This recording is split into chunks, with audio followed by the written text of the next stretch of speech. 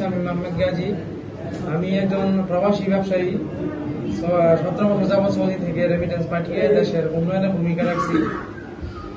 একজন রেমিটেন্স যোদ্ধা হিসেবে আমার এলাকায় বিভিন্ন সামাজিক অনুষ্ঠানে অংশগ্রহণ করি। বিগত সময়ে কিছু সামাজিক অনুষ্ঠানে আওয়ামী লীগের নেতাকর্মীর সাথে আমার ছবিকে কেন্দ্র করে এলাকার কিছু নব্য বিএনপি আমাকে আওয়ামী লীগের দোসর হিসেবে চিহ্নিত করার পায়তারা করছে।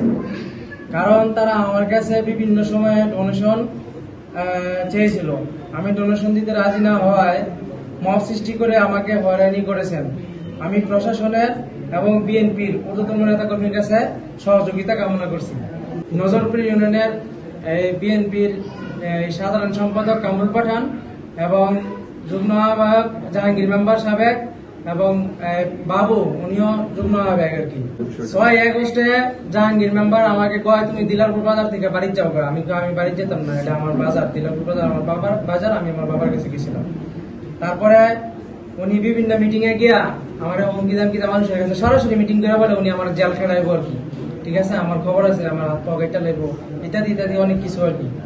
তারপরে দেখেছি ঈদগায় একজনের ডোনেশন করছে 50,000 টাকা। আমি ঈদগাহ সভাপতি, ওনার যে ব্যক্তি ডোনেশন করছে ওনারা নিষেধ করে দিচ্ছে যে আপনি এখানে টাকা দিয়েন না, সে তো আওয়ামী লীগ করে।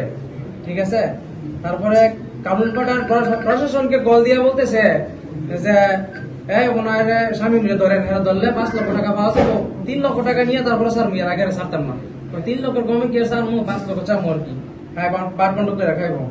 ডোনেশন তো তারা বিভিন্ন ভাবে চায় আর কি, বলে আমরা কিছু টাকা পয়সা দিও কাহা, হ্যাঁ আমরা কিছু দিও, খালি মসজিদ মাদ্রাসা দিও, আমরা কিছু দিও আর কি, এরকম কিছু কথা। তারপরে আমার বাবাকে এসে কামরুল পাঠান আমার বাবার একদম হুমকি দোকান বন্ধ করেন আপনি। এটা গেল আমার বাবার কয় দোকান আপনি বন্ধ করেন, আর এত বড় সাহস। আমি এই ব্যাপারে অনেক উকিলের সাথে কথা বলছি, প্রশাসনের সাথে কথা বলছি। ইনশাল্লাহ আমি একটা মাননীয় মামলা 5 কোটি টাকা একটা মাননীয় মামলা, যে ওরা আমাকে নিয়ে বিভিন্ন ভাবে এই মানিজ্য নেওয়ার মতো কথাবার্তা বলে, যেগুলো সত্য না। আপনার এলাকাবাসীর কাছে প্রশ্ন করবেন, কারণ আমি তো মানুষ সেবা আলহামদুলিল্লাহ, যাদের আমি এলাকাবাসীর গরিব দুঃখীর পাশে থাকি সবসময়। ঠিক আছে, এবং মসজিদ মাদ্রাসা ইনশাআল্লাহ আমি একটা সামাজিক আছি, আমার স্বাস্থ্য ভাই আছে, যে আমার বাবা আছে আমার পাশে, আপনারা জিজ্ঞেস করতে পারেন।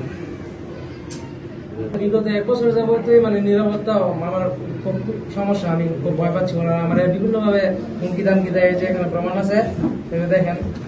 সে বলে আমার প্রতিবন্ধী করে বলবো আর কি, আপনার আরিফ হোসেন আপনার আমার গতকালকে রাতে এই অনলাইনে ডাইরেক্ট সরাসরি হুমকি দিচ্ছে যে আমার প্রতিবন্ধী করে বলবো।